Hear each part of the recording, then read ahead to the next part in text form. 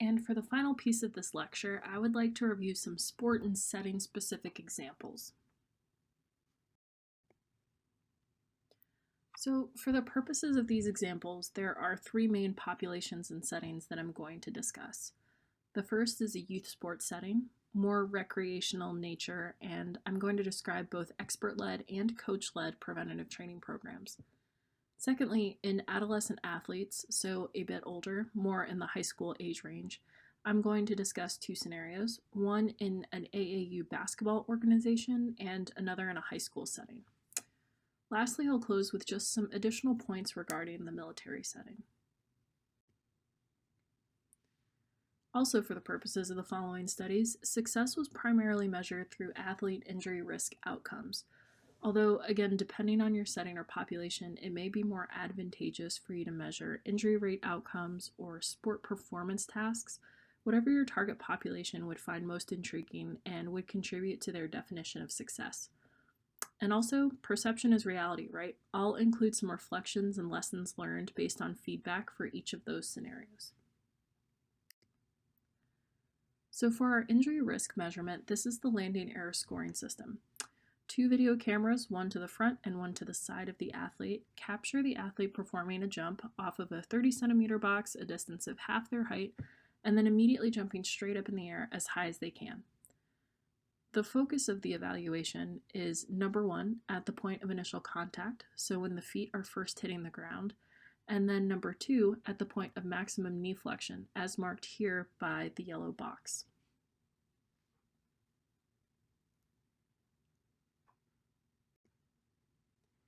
And there is a standardized operational list of movement errors that have been identified as injury risk factors.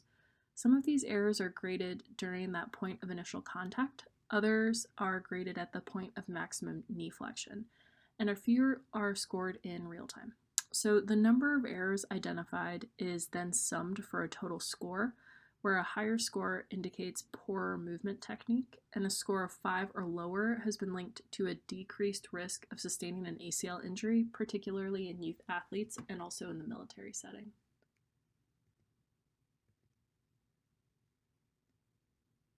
And this is just an example more close up. You'll see these are two of the variables at initial contact. And it just indicates was there an error or not based on these operational definitions. And on some of the variables, you'll see that it indicates was this present on the left or right side, or was this present on both sides.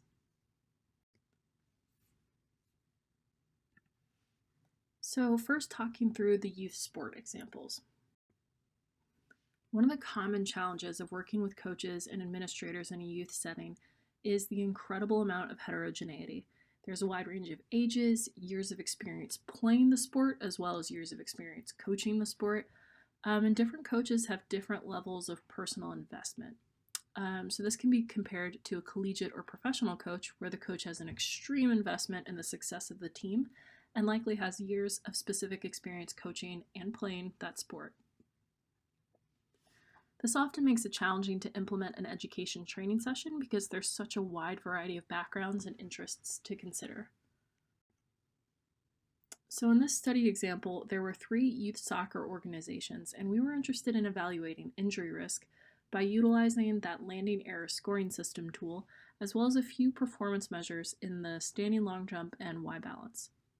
There were 4 time points of interest. One was at preseason, the other was during the last 1 to 2 weeks of the season or post, and there were also 2 retention time points, 1 and 3 months after the season, to evaluate sustained changes over time.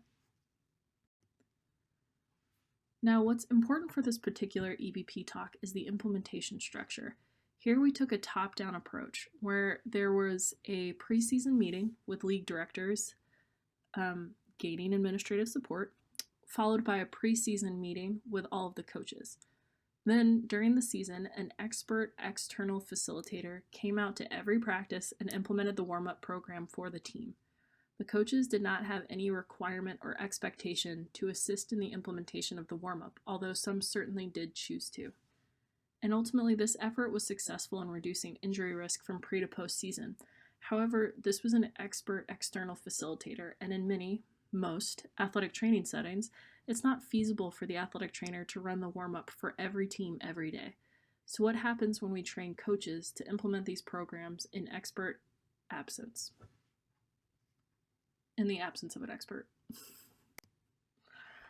So this was a follow-up study evaluating coaches in a youth recreation league and seeing if after a single preseason workshop, could they implement a program in such a way that elicited similar results compared to the expert-run programs. Here it was important to monitor compliance and fidelity to ensure that we were able to evaluate the degree to which the coaches were implementing correctly. And the implementation structure for this study was similar in that there was a preseason meeting with administration, followed by a preseason meeting with coaches to gauge interest and availability. From there, coaches could opt to attend a 1-hour-long workshop. Experts then checked in once a month to monitor and provide feedback as necessary or to answer any questions that the coaches had. And what we found was that the athletes displayed similar injury risk landing improvements as during the expert season.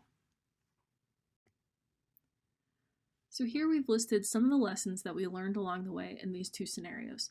Something that I've reiterated throughout the presentation is to find champions for your cause, whether it's an energetic or influential coach, or an administrator with the ability to enact change at an organizational level. Additionally, it's important to create feedback loops and encourage dialogue. In the case of the coach-led program, we were able to serve as external facilitators about once a month, and this was an important check-in to address new questions and help progress or regress exercises as needed. Remember, this was a youth recreational league, so these were volunteer parents with a range of experiences in playing and coaching sports.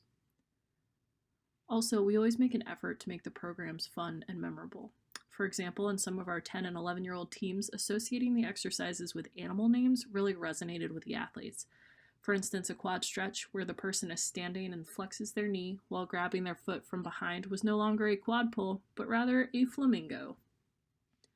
Also, ask your stakeholders what they need to be successful. Some coaches requested PDF versions of the programs that they could pull up on their phones, and we also provided laminated hard copies so that they could keep it in their coaching bags with the rest of their sport equipment, and it was always on them.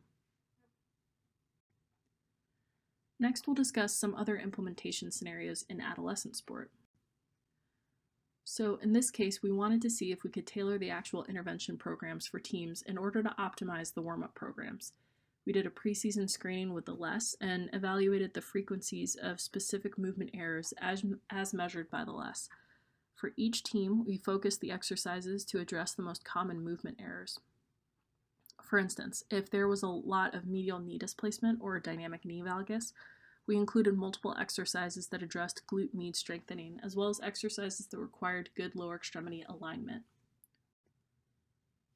To implement these programs, we had preseason meetings with league administrators. It's important to note that the league administrators were the ones to approach our lab, so there was buy-in from the get-go.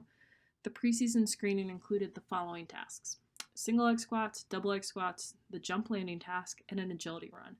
And again, we created team-based warm-ups based on the team's specific needs. Here's an example of one of the team programs. This is the elephant exercise I described earlier. Turns out that older athletes still like animal names. And the programs were 10 to 12 exercises and included the exercise name, a picture of form, a description of the exercise, and common errors. We also had a general court setup picture in order to reiterate the overall mechanics of the program. So an expert external facilitator was assigned to each team, and we designed a tapered implementation schedule. For the first 3 weeks, the external facilitator went to at least one practice and watched the team implement the program. Some teams had the head coach run the program, others assigned the duty to the assistant coach, and many of our older teams wanted the athletes to self-run the program. Following the first 3 weeks, the external expert facilitator visited once every other week to continue checking in, address questions, etc. And finally, in the last phase of the season, the external facilitator would visit once every 2 to 3 weeks, depending on team needs and schedule. The continuous check-ins also help to build those relationships between the lab staff and the organization, coaches, and administration.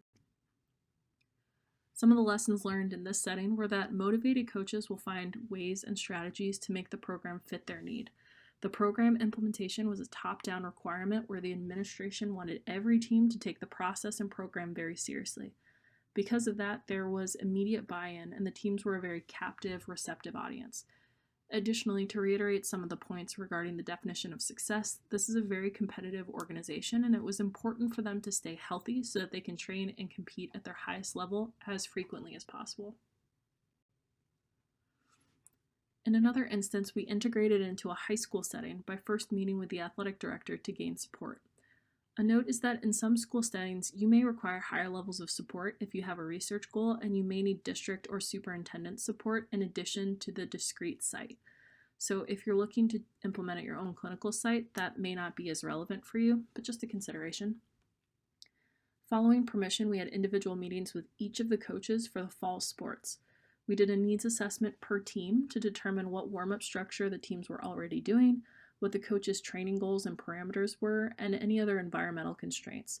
For example, some of the sports warm up in specific areas of the school, and other teams, like the cross-country teams, warm up near whatever trail or route they're taking for that day. So just considerations and formats to keep in mind. And overall, the lessons learned were that coaches and teams have a culture, and it's important to be sensitive to the existing framework for a team. Formatting may be different for different teams and sports. For instance, the football team wanted exercises that made them look tough and intimidating, whereas the field hockey team and volleyball teams wanted the first letter of each exercise to form a word so that they could remember the order of the exercises. And lastly, I just want to briefly touch on some points on the military setting. How to slow cadence, the exercise looks like this. Notice that throughout the exercise, the feet remain shoulder-width apart with the toes pointing straight ahead. The front knee stays vertically aligned with and behind the toes, and the torso is upright. Also notice that the knees are both bent at 90 degrees in the lunge position, and the rear knee never touches the ground. 2, 3. Demonstrator, recover. Exercises needed to be done in place primarily, as well as in sync to the cadence of each platoon.